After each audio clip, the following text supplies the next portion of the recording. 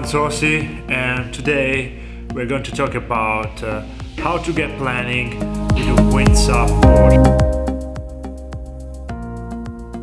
and more specifically with an inflatable Windsurf board. First, one thing that you want to check before going into the water is that your actual SUP board has been really designed for being used as a windsurf board as well. So, and by this, I'm not just meaning that it has a plug for the insert of the footmast, but that it has been actually designed to perform also very well as a planning board. And in order to get planning, the most important thing is this feature that a few boards has and the starboard board have, is that this rubber band that really makes the head sharp. As soon as the board starts to get planning, you will see that it releases the water as a normal windsurf board. Very clean, very sharp, very fast.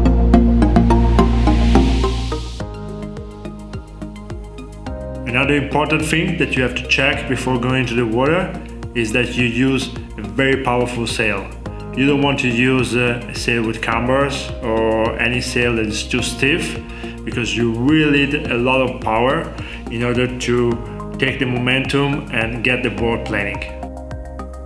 That's why one of the best sails to use with this board is just a normal Dacron sail. Those sails that are provided as a kit with these kinds of boards. Starboard has a very good compact rig that allows you to put everything in one bag, and still you have a super performative and super powerful sail that is perfect for windsurf.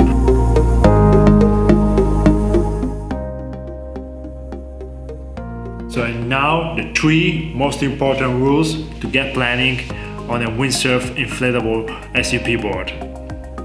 So the first, get into the foot straps early. Try really to get into a foot strap early. Remember, you have a long tail, so the board will support your weight. So as you see here, I'm putting my feet into the foot straps very early.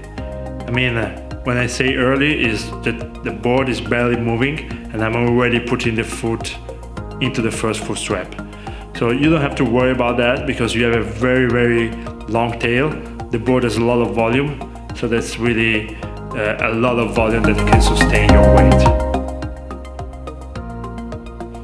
Also, a very important difference between an inflatable board and a normal composite board is that an inflatable board will move, will bend, so you have to be quick enough to adapt to these movements. Don't be afraid if you feel the board shaking. So just be firm with your legs. You have to keep pushing the board through the water. The board will actually start planning. So don't worry, push the board into the water as much as you can, and you will see the nose rising and the board starts planning.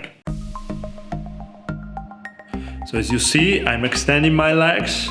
I'm actually pushing the board through the water and making the nose of the board lift and start to get planning. One super important thing on a windsurf inflatable board is that you don't want to put too much pressure on the upwind rail.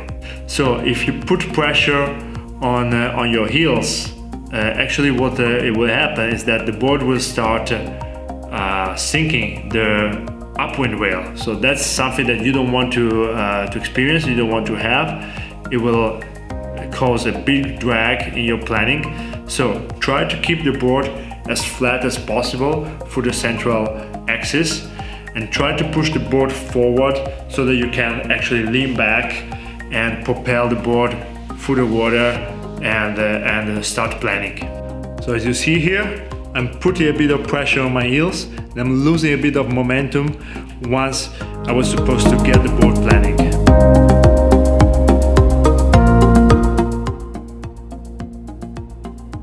So that's it for today. I hope that you can find these tips useful to get planning with your windsurfing SUP inflatable board.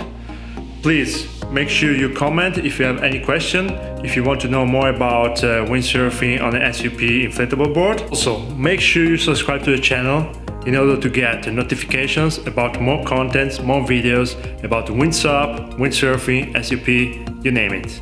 So stay tuned and see you soon.